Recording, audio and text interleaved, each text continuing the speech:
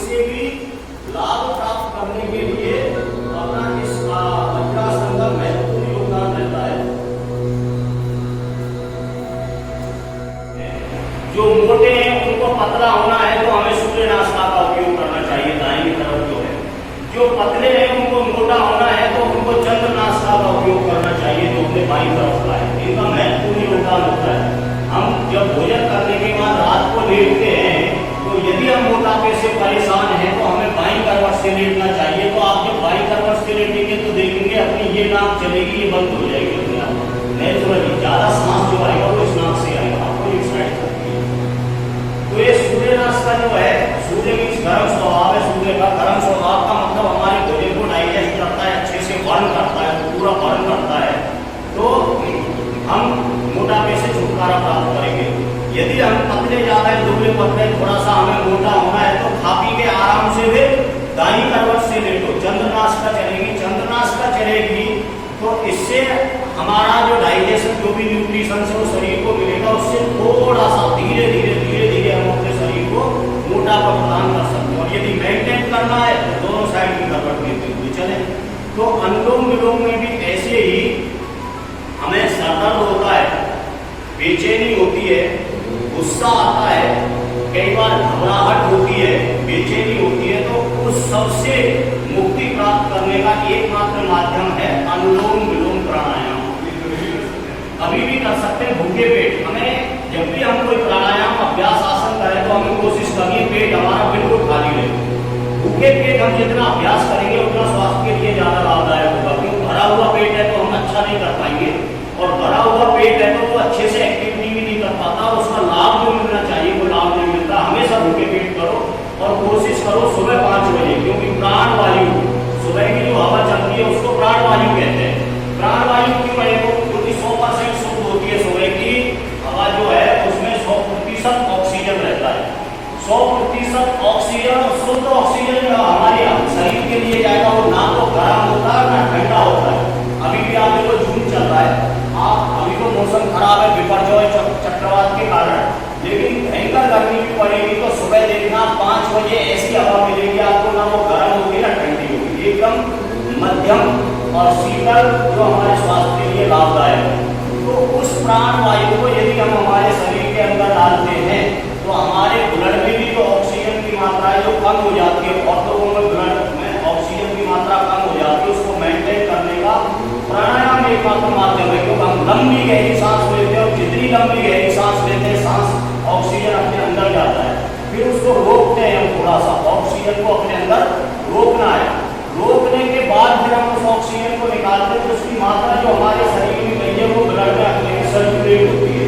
तो जब ब्लड में ऑक्सीजन सर्कुलेट होगा तो जो ऑक्सीजन की कमी थी ब्लड में उसकी पूर्ति होती है, इसलिए प्रतिदिन प्राणायाम करना आवश्यक है।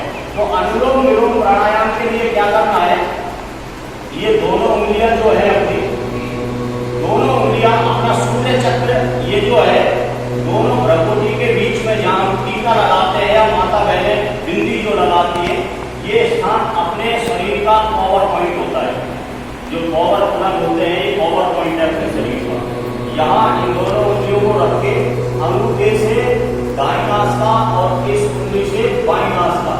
अब इसमें करना क्या है, एक बार देख ले, केवल उंगलियां ऐसे रखें, अंगूठा एक बाईं नासिका से गहरा लंबा सांस लेना है, जैसे मेरे लिए केवल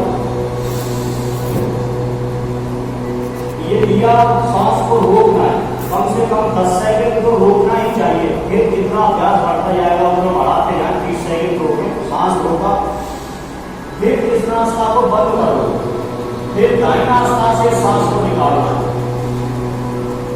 शरीर में झटका नहीं देना, शरीर ऐसे नहीं है, शरीर हमारा जैसी स्थिति में ऐसी नहीं रहे, केवल सांस को।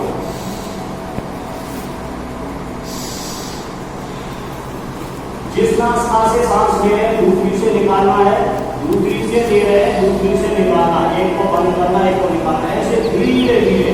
आंखें बंद रखनी है, क्योंकि आंखें जब हमारी खुली रहती है तो मन बड़ा चंचल रहता है, हमारा मन इधर उधर भागता है। तो मन को कंट्रोल करने के लिए आंखें बंद रखें, आराम से गहरी लंबी सांस लें, थोड़ा बंद कराएं, सांस को रोकें,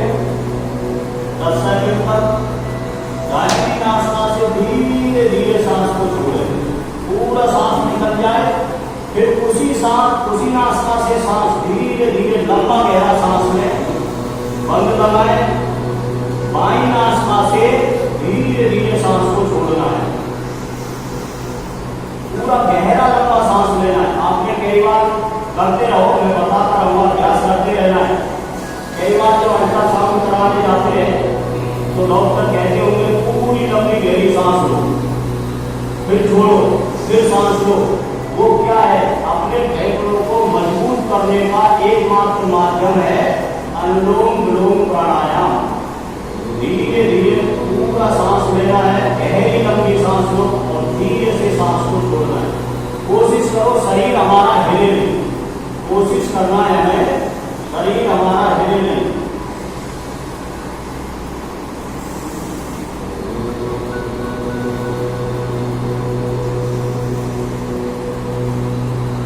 सांस लेते समय भी थोड़ा बंद लगाना है, सांस को छोड़ते समय भी थोड़ा बंद लगाना है।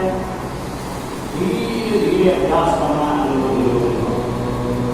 अनुलोम विलोम का रोजाना यदि हम अभ्यास करेंगे तो देखना हमारे शरीर जो सतर्क हो जाता है, कई बार सुबह सुबह कभी भी सतर्क हो जाता है, तो सतर्क से छुटकारा प्राप्त करने का एकमात्र माध्यम है अनुलोम विलोम प्राणायाम। अनुलोम विलोम करने से हमें सतर्क से छुटकारा मिलता है। अपने जो फेफड़े हैं मजबूत होते हैं और ब्लड सर्कुलेशन, ब्लड में जो ऑक्सीजन की मात्रा है वो पर्याप्त मात्रा में हमारे शरीर में घुल जाती है। इसलिए हमें प्रतिदिन अनुलोम विलोम प्राणायाम का अभ्यास करना चाहिए। इसके बाद दूसरा प्राणायाम है भस्त्रिका प्राणायाम। भस्त्रिका प्राणायाम में क्या करना होता है कि अपने अंदर जो ऑक्सीजन, अपने अंदर फेफड़ों में जो ऑक्सीजन है उसको झटके के साथ बाहर निकालना होता है।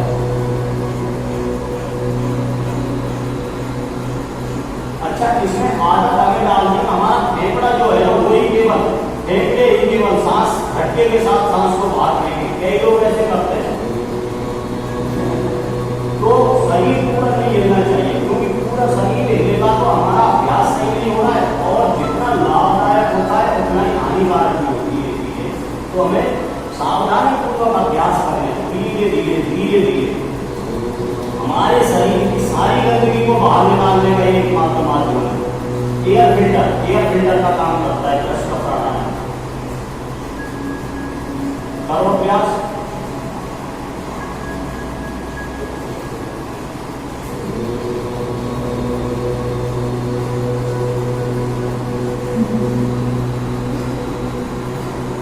करो अभ्यास। हंसना नहीं है और रुकना नहीं है, लगातार अभ्यास करना है। यदि कोई समस्या है तो आंखें बंद कर लो, क्योंकि आंखें बंद करने से हमारा मन इधर उधर भटकता नहीं है। ये मन बड़ा चंचल है, इसको कंट्रोल करना सीखना है। और मन को जो कंट्रोल, मन पे जो विजय प्राप्त कर लेते हैं वो अपने जीवन में सफलताएं प्राप्त करते हैं। इसलिए अपने मन पे विजय प्राप्त करने का अभ्यास होना है और मन पे विजय प्राप्त करने का अभ्यास एकमात्र माध्यम आसन और प्राणायाम ही है। आसन और प्राणायाम के माध्यम से हम अपने मन पे विजय प्राप्त कर सकते हैं। भस्त्रिका प्राणायाम। भस्त्रिका प्राणायाम से अपने जो फेफड़े हैं वो इतने मजबूत हो जाते हैं। कई बार आपने लोगों को देखा होगा, फेफड़े और किडनी हमारे शरीर को सही तरीके से चलाने वाले ये दो तीन पार्ट्स हैं जो अपने अंदर है। फेफड़े और किडनी जो है, जो अपना इंजन पिस्टन का काम करते हैं। हाइड्रोलिक सिस्टम जो मैं जेसीबी कहूँगा, जेसीबी पूरी मशीन हाइड्रोलिक से काम करती है, हाइड्रोलिक प्रेशर। ऐसे ही अपना शरीर जो है इसमें हाइड्रोलिक है अपना ब्लड। अपना ब्लड जो है वो ब्लड सर्कुलेट होता है, ब्लड से चलता है। ये जितना सही होगा, जितना हाइड्रोलिक सिस्टम अपना सही होगा, हाइड्रोलिक प्रेशर जितना सही होगा, अपने प्रेशर से ही मशीन काम करेगी। तो अपना जो ब्लड है ये जितना साफ होगा और इसका जितना प्रेशर होगा उतना ये सही काम करेगा। ब्लड को सर्कुलेट करने का काम करता है किडनी, अपना फेफड़े और किडनी। और ये दोनों मजबूत होते हैं हमारे भस्त्रिका प्राणायाम से। देखो एक छोटी सी चीज, ये झटके के साथ सांस निकालना, इससे हमारे शरीर को हम कम से कम 10 साल उम्र बढ़ा सकते हैं अपने शरीर की। बहुत लोगों को जो दारू पीते हैं लोग ज्यादातर, आपने देखा होगा लोगों के फेफड़े और किडनी सबसे पहले खराब होते हैं। ज्यादा दारू पीने से फेफड़े और किडनी खराब होते हैं। तो यदि पीते भी हैं, शाम को पी तो सुबह उसको खत्म करने, मतलब शाम को हमने पी तो उसको खत्म करने के लिए सुबह ब्रश का प्राणायाम कर लो।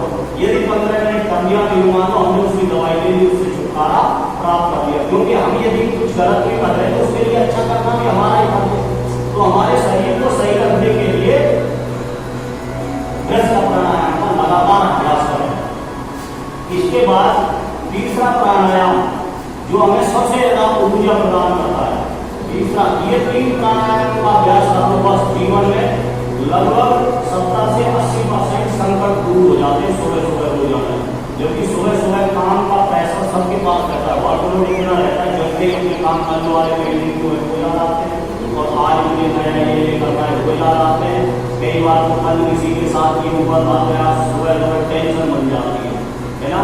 आज इतना काम में कैसे कैसे करूँगा, मुझे वहाँ जाना है, ये करना है, तो बहुत प्रेशर आ जाता है। और सबसे छुटकारा प्राप्त करने का माध्यम है एक्सरसाइज, आसन और प्राणायाम।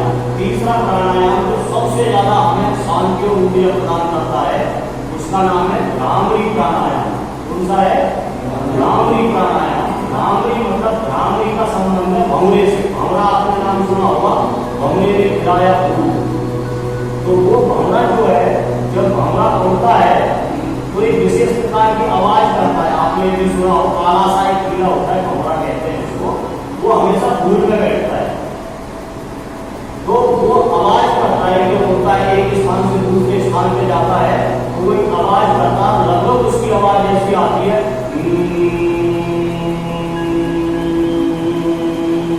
ऐसे करता हुआ घूमता है भंवरा।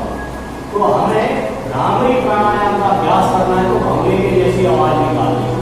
भंवरे के जैसी आवाज निकालने से हमें कई बार जो डिप्रेशन के शिकार होते हैं, डिप्रेशन से के शिकार जो लोग हैं उनको भ्रामरी प्राणायाम जरूर करना चाहिए। और उनका अभ्यास यदि आधा घंटे का होगा, 15 मिनट का, तो नॉर्मली 10 से 15 मिनट का हर प्राणायाम का अभ्यास करना चाहिए। तो भ्रामरी प्राणायाम करने से जो डिप्रेशन के शिकार होते हैं, जिनका बड़े बड़े हॉस्पिटलों में इलाज नहीं है, अपने घर में भी वो इलाज कर सकते हैं भ्रामरी प्राणायाम। भ्रामरी प्राणायाम में करना क्या होता है, अपनी दोनों अंगूठी को है, इनको अंगूठों को अपने जो कान है ना, ये कान, इनको बिल्कुल बंद कर लेते हैं। एक बात मेरे लिए है, ऐसे कानों को बिल्कुल बंद कर लेते हैं, बाहर की आवाज हमें सुनाई नहीं दे, दोनों को बिल्कुल बंद कर दिया।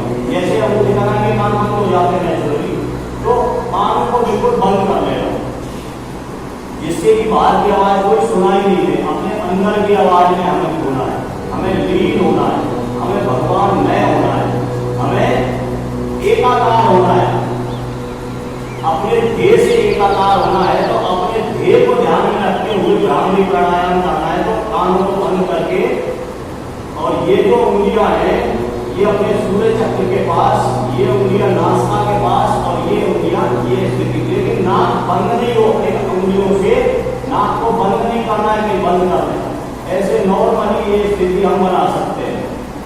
आंखें बंद रहे, दोनों आंखों में उंगलियां, एक उंगली ऊपर, ऐसे कान बिल्कुल बंद।